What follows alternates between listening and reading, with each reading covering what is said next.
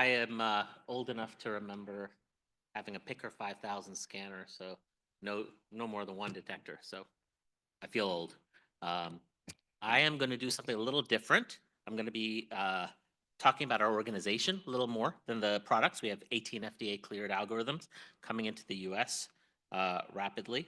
So, okay. Just that's me right there. I've been with Cure for a year, but I'm a radiologist. Been practice for about 20 years. Most of my career has been in teleradiology. This is a organization based in India. We actually started from IIT. IIT is the elite computer science university in India, and a group of 6 grads who happen to be, just to even get into IIT, it's a very highly competitive. A million applicants, all qualified, about 10,000 get in. Of them, they go to 20 campuses. Of the 20 campuses, they're each ranked, and there's 3 top campuses. This group of 6 were from the top 10% of the top 3 campuses. So pretty impressive folks. They said in 2016, let's do something in AI and let's do something in healthcare. Well, if any of us in the room here, we're going to do something. If Claudia and David, who are so kind to invite me here, and happy to be here, but if they had said in 2016, let's do something, they might have chosen TB as well. We don't think about it here in the US, but outside the US, it's the #1 infectious disease killer, more than HIV, more than anything.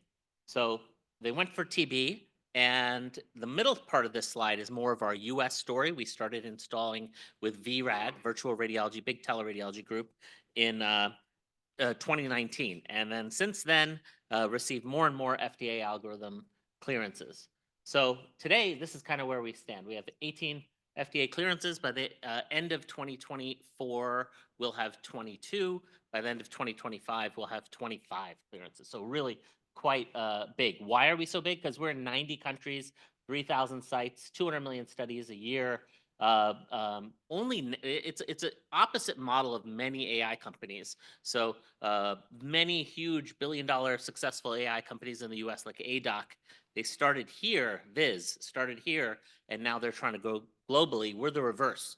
We're global because of our product in TB, and now we're trying to come into the US. These are some of our partners here in the US.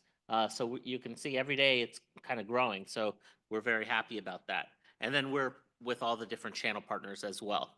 So the reason that Cure did so well was because they became the first radiology AI to be used in the absence of a human reader. Obviously, in low middle income countries where there are no radiologists, but that's really the story of our success and how we got to where we are. We're at 300 employees now. 70 of those are IIT grads. They're all from the top 10% of the class of 3 campuses. So really, we've become the elite magnet for India's talent. And that's kind of our value proposition as well. Labor costs are 1/5 what they are in the US. So we can really do a lot. We were lucky to be named one of the 11 clinical trials that will shape medicine in 2024. That's for our lung cancer. And then I included this slide to tell everybody, as a radiologist, as a teleradiologist, there's a real cost for malpractice. And a lot of people don't have this data. We actually looked at this data and looked at 5 years for radiology practice. There's 2 arms. A radiologist gets sued or a hospital can get sued. And if you look at defense costs and everything else, it can be up to 800 grand for one suit. So even if Cure could save one lawsuit, even if we could save a fraction of this cost, you're still talking about much more savings than the actual software costs. So looking at lung cancer, missed lung cancer for a radiologist, 3rd most common cause of the lawsuit, and a missed nodule is a single leading cause of a malpractice claim on chest imaging, more than missed PE, more than missed aortic dissection, even in the age of CT. It's the old chest x-ray that causes us most headaches as malpractice.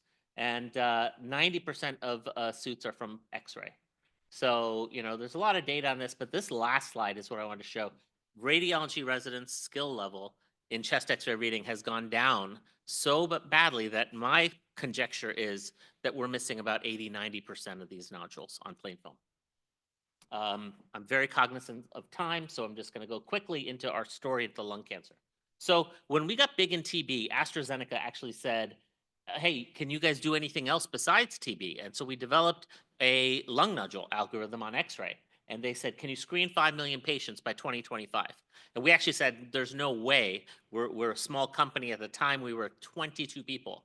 And we're like, no way we can screen that many. So actually, we have really, really grown. And we've just passed the halfway mark. And we are going to make it by the end of 2025 to scan 5 million patients. But now that we're at the halfway mark, we actually got some great data. So this is data from 27 sites in 7 countries. And we say that we can diagnose lung cancer in every 1,000 chest x-rays. My opinion is in the US, because we do so many portables, because we do so many repeat chest x-rays on the same patient, it might be 1 in 5,000 or so. But that's still great for every medical center because that there's revenue for that for the hospital to pay for our software.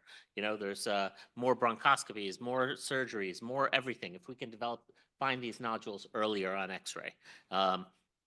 I'm not giving the background here because David and Claudia are here, but you know, everybody knows that X-ray was kind of said not going to be very good in all the major NSLT, everything else. But they didn't have AI. So this is going to be a game changer. Every time Cure brings an algorithm into the US, we go through Mass General. They call themselves MGB now. So we actually looked at this first article in the red triangle, red rectangle rather. Um, these are all thoracic subspecialty radiologists at Harvard, right? The best place. And they said, we don't care about malpractice. We're going to go ahead and addend our reports if we see a nodule on a follow-up CT or even a nodule on a follow-up X-ray. So we looked, and actually there were 51 nodules. Cure found 49 of those nodules if you ran them retrospectively through our algorithm checker. So, you know, really, really powerful data. The thing I liked about this is 0 false positives. So we're not calling nipple shadows. We're not calling rounded atelectasis. We're not calling button snaps or things that can be confused for a nodule.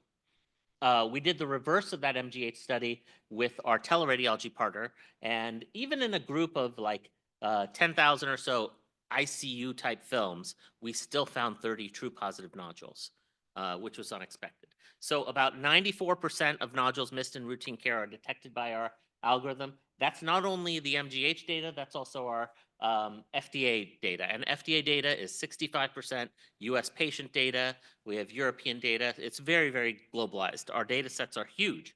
15 million training set data. It's super truthed. It's CT based ground truth. So again, we're FDA cleared and we are really, really pretty good at detecting small nodules, 83%.